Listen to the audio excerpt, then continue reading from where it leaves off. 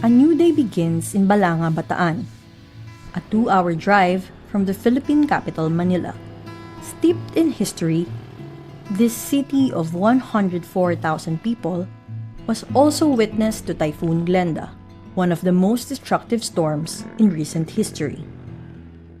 State Weather Bureau Pagasa says Glenda at its peak sustained winds of up to 140 kilometers per hour near the center and gusts of up to 170 kilometers per hour. The typhoon passed through Metro Manila and the provinces of Albay, Camarines Sur, Camarines Norte, Quezon, Laguna, Rizal, Cavite, Bataan, Zambales, Bulacan, and Pampanga.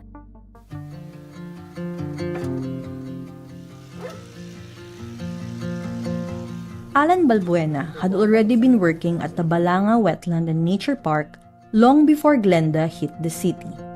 He remembers that day in 2014 all too well. Nung nagkaroon ng storm surge dito, dumating po ang bagyong Glenda kasi. So yung mangrove area po namin talaga yung pinaka-pumigil po ng pagdating po ng tubig dito. Today, Alan is meeting elementary students to tell them about their city's award-winning wetland. Ako si Kuya Alan Balbuena ng City Tourism, ng City Government ng Balanga. Welcome, Balanga Elementary School dito sa City of Balanga Wetland and Nature Park. Ang City of Balanga Wetland and Nature Park ay nasa ilalim ng RA 11365, di ba? Declaring the whole wetland area na community-based ecotourism. Di ba? Ang mga isda nasa palaisdaan, nasa coastal area. Meron din tayong mangrove area, di ba? May mga forested area tayo like sa Mount Naki, sa Mount Sama. This week po, meron po kayong lakbay kalikasan. Tapo, lakbay kalikasan. Para po sa inyo, bakit po mahalaga na yung ginagawa nyo po mula last week hanggang ngayon? Kasi nga po iba rin po kasi yung atake ng mga teachers. Siyempre po academic po sila eh. Siyempre po sa amin po para maging aware po sila dun sa environment, para yung pagiging mapagmahal nila sa kapaligiran, yung kung ano po ba yung kahalagaan ng ibon, ano po ba yung kahalagaan ng bakawan, bakit po ba natin to kailangan dito po sa Bataan. Kaya nga po binabanggit namin lagi yung nagdaang storm surge para po ma-realize nila na kailangan pala talaga yung bakawan. In January 2025, as soon as his second presidency started, Donald Trump withdrew the United States, the world's biggest historical carbon emitter, from the Paris Climate Deal. What followed after was a deluge of environmental rollbacks, including protections of U.S. wetlands. But the story is different in this quiet city in Bataan. In January 2025, Balanga became the first Ramsar-accredited wetland city in the Philippines. Ramsar sites, or wetlands of international importance, are recognized for their critical value and protection status. The challenges of urbanization make it even more critical to protect urban wetlands like Balangas, which is also home to some 15,159 migratory birds. This ecotourism zone has a 15-hectare mangrove area that stretches as far as the eye could see. It's not uncommon to spot great egrets, little egrets, and at least 39 other species of birds here, making it a haven for bird watchers from all walks of life.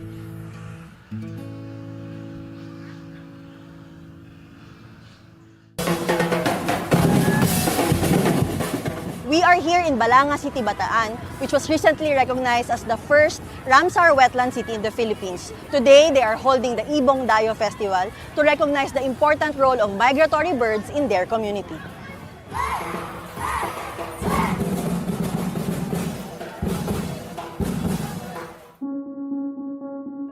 Migratory birds, wetlands, and humans are all interconnected. These birds rely on wetlands for food, rest, and shelter during their long journey across flyways, such as the East Asian Australasian Flyway, which covers the Philippines. In turn, they act as natural pest controllers that prevent the overpopulation of insects that could damage crops and harm agricultural productivity. This matters to fishermen like Jaime Buenaventura, who depend on their environment for a living. Mapakalaki pong bagay yung aming ang mangrove area dahil po sa pag-aaral ko, sa tagal ko na rin po sa dagat. Ang mga iba't ibang species po diyan po sila nangingitlog. Nagpaparami po sila diyan. At pagdating naman po ng malalaki na sila, lumalabas sila ng ilog at pupunta ng dagat. So marami pong nahuhuli ang aming mangingisda. Yan po yung pinaka nila. Diyan po sila nagpaparami. Lalo na po yung alamang. Diyan po talaga nagpaparami sa Bakawan. Jaime and his council oversee the activities of over 1,500 fisherfolk in the city and help in protecting the wetland. Ang mga membro ko po, nagmo-monitor sila araw-araw. If sinasabihan ko sila na kapag kayo naka-encounter at nakita nyo na nagpuputol, so pwede nating silang bawalan, hulihin. No.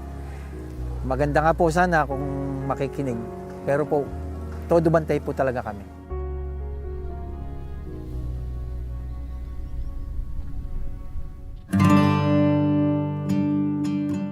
Wetlands and mangroves make up coastal greenbelts, strips of natural or artificially created coastal vegetation designed to prevent coastal erosion and mitigate the impacts of disasters and climate change. We call it greenbelt. That's a very fitting name for mangroves. They are green and they serve as a belt. They provide protection for the people from the strong waves. On the top of many ecosystem services that they provide, may it be food, may it be tourism for some areas. And you know what? This is something that I would say the major benefit that the local community, the coastal community is getting from maintaining a green belt is recognition. UP professor and scientist Dixon Givanya says these ecosystems put the spotlight on coastal communities, recognizing their needs, rights, and contributions. But these coastal greenbelts are under threat due to human activities such as land development and reclamation, deforestation, pollution, and aquaculture. Many of our mangroves, we lost them because they were converted to fish pond. But what came now as a serious problem are this infrastructure project going inside or traversing these mangroves may be protected area. So these are coastal roads, bridges. To some extent, mining companies that are not well managed. I mean, their sediments are going down to those mangrove areas. Those are causing a lot of degradation now. So having learned that there is now a plan for big ticket infrastructure project for disaster management will be done on coastal areas and might displace mangroves as well.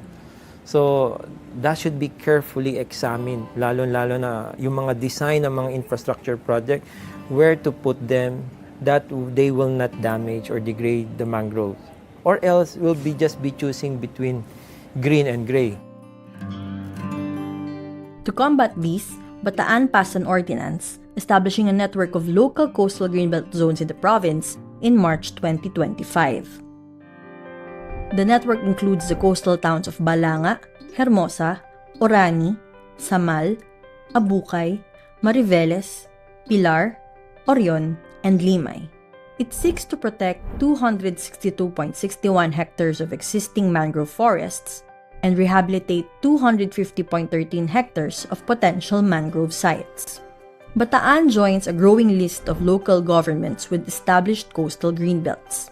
But environmental advocates want a national coastal greenbelt action plan in place so that local governments do not work in isolation when it comes to these transboundary issues.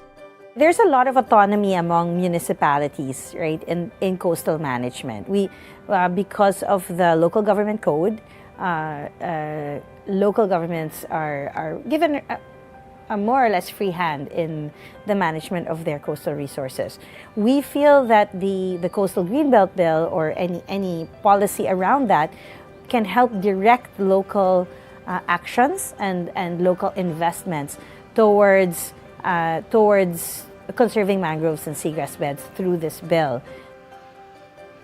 Yet bills related to this have been pending in the Philippine Senate since 2023. In the absence of a national policy, groups have come together to develop a roadmap on the conservation and restoration of mangroves, salt marshes, and seagrasses in the Philippines. Meanwhile, local governments that already have protections in place reap the benefits of their coastal greenbelts. When you have extensive mangroves, you can see when you go on our mangrove trail na yung mga maliit na isda are all around. So that means that the fish are safe there. They have lots of things to eat kasi yung mangrove, yung detritus and everything supplies them with all the food, and then the ecosystem talagang works and it was shown that the income of our fishermen, of our fish processors have grown since we've started this project. Homegrown businesses like Amanda's Marine Products source their fish locally. Marami kami mga tinapa, lahat ng klaseng tinapa na pwedeng gawin tinapa. Ayan, meron kami mga bangus, tilapia, salinas, galunggong tamban, kabasi, tsaka bagoong. Yun ang pinaka-primary namin na products, yung bagoong. Tsaka yung mga gourmet tuyo, yung mga bottled na isda na yung mga nakabote. Amanda understands the role the wetlands play in the ecosystem. Kung alaga yung karagatan natin, marami kami napuproduce na isda. Hindi na kami kailangan pumunta ng ibang lugar. Punta kami ng Botas, punta pa kami ng Bicol, punta na kung saan-saan. Kung protektado yung area namin dito, kung protected siya, siyempre, hindi na kami mahihirapan dahil marami kaming isdang nandiyan sa dagat namin. Walking along the mangrove trail in Balanga brings a sense of quiet and calm. The trees, the birds, and all the other creatures in the wetland seem oblivious to the things outside that could harm them. But in this city at least, they can rest assured. Here, they're not just protected, they're also celebrated. At a time when US President Donald Trump is reversing environmental policies that could affect global climate action, communities like this in the Philippines are ramping up protections of ecosystems vital to combat climate change. Geronimo Rappler, Bataan.